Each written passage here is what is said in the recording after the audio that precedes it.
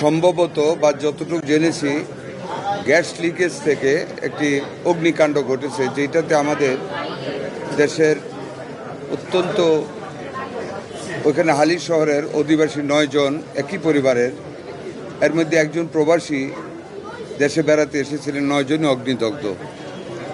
ওদেরকে অগ্নিদগ্ধ অবস্থায় উদ্ধার করে আত্মীয় স্বজন ঢাকা আনার পথে একজন রাস্তায় মৃত্যু হয়েছে, আরেকজন আজকে সকালে ঢাকা মেডিকেল কলেজ হাসপাতালে চিকিৎসাধীন অবস্থায় মারা গেছে এইখানে বার্ন ইউনিটে। বাকি 7 জনই চিকিৎসাধীন আছে। আমাদের হসপিটালের সম্ভাব্য যতগুলি চিকিৎসা দেওয়ার মতন ব্যবস্থা আছে সর্বোত্তমভাবে তাদেরকে চিকিৎসা দেওয়া হচ্ছে। আমি নিজে দেখে এসেছি। 100% বার্নই বেশিরভাগ, না 100% মানে 3 জন ছিল, একজন তো মারা গেছে আর একজন মারা। 60% বার্ন আছে ওইখানে। একজন আইসিইউতে আছে, ভেন্টিলেশনে আছে, আর এমনিতে আইসিইউতে আছে। আরেকজনকে আমরা শিফট করবেন। 7 জনই আমার এলাকা তো হ্যাঁ আমাদের ওনাদের এলাকার। যথাসাধ্য আমরা চেষ্টা করতেছি, আমাদের হসপিটাল কর্তৃপক্ষ চেষ্টা করতেছেন। আমাদের মাননীয় দুর্যোগ মন্ত্রী এখানে আছেন, আমাদের ওই এলাকার মাননীয় সংসদ সদস্য উপস্থিত আছেন। আমাদের অ্যাভেলেবল যত ফেসিলিটিস আছে, মেডিসিন আছে, সব হসপিটাল কর্তৃপক্ষ দিচ্ছেন। বাকি যদি আরও কিছু লাগে আমি আশ্বস্ত করেছি, আমরা উভয়ই আমাদের হাসপাতাল কর্তৃপক্ষকে আমরা সেটা যোগান দেব।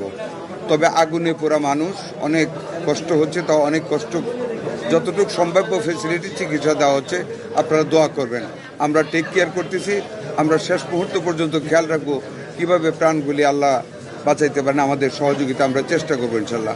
আলোচনা করে দেখেছি যে আমাদের এই গ্যাস লিকেজ থেকে সারা বছরেই কোথাও না কোথাও দুর্ঘটনা ঘটে।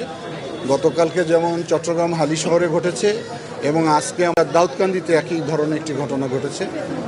আমরা এটা নিয়ে কাজ করতে চাই শিল্প মন্ত্রণালয়, স্বাস্থ্য মন্ত্রণালয়, আমরা দুর্যোগ ব্যবস্থা মন্ত্রণালয় থেকে, যাতে করে এই যে গ্যাস লিকেজ থেকে এবং গ্যাসে যে সিলিন্ডারগুলো ব্যবহার করা হয়, মেয়াদ উত্তীর্ণ সিলিন্ডারগুলো ব্যবহার করা হয়, এগুলোতে কিভাবে একটা নিয়মের মধ্যে নিয়ে আসা যায় সেগুলো নিয়ে আমরা অল্প সময়ের ভিতরে 3 মন্ত্রণালয়ে বসে কাজ করব, যাতে করে ভবিষ্যতে এই ধরনের দুর্ঘটনা থেকে কম ক্ষতি হয় সেই ব্যবস্থাটা করার চেষ্টা করা হবে। আর এটি খুবই মর্মান্তিক, শিশু বাচ্চা সহ মহিলারা আক্রান্ত হয়েছে। আসলে এটাও সেহরির পরে এই ঘটনা ঘটেছে। এটা একই পরিবারের ঘটনা। পরিবারের 2 জন বাচ্চা এবং মানে 2 জন বয়স্ক মানুষ আক্রান্ত হয়েছে। তো বাচ্চাদের মধ্যে মানে একজন বাচ্চা যিনি আছেন তিনি অল্প বার্ন হয়েছেন, একজন বয়স্ক মানুষ অল্প বার্ন, এবং স্বামী স্ত্রী যিনি, ওনারা 2 জনেরই 50%-এর উপরে বার্ন। একই প্যাটার্ন বলতে পারেন, প্রায় একই প্যাটার্ন।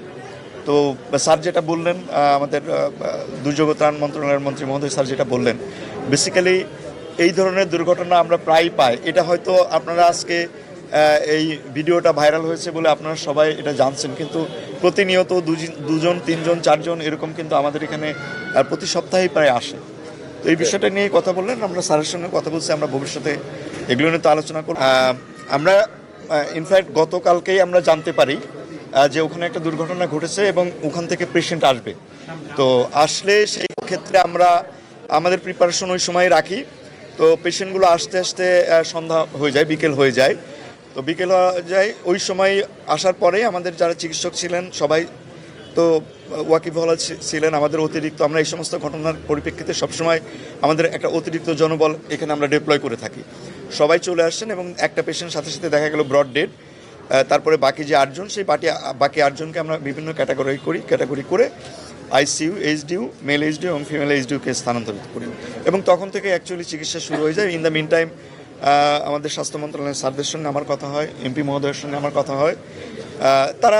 ওনারা ওনাদের কনসার্ন যেগুলো ব্যক্ত করেছেন, আর আমরা আমাদের চিকিৎসাগুলো, আপনারা জানেন যে এগুলোতে আমরা যেহেতু সবসময় করে থাকি, আমরা আমাদের প্রোটোকল অনুযায়ী করেছি।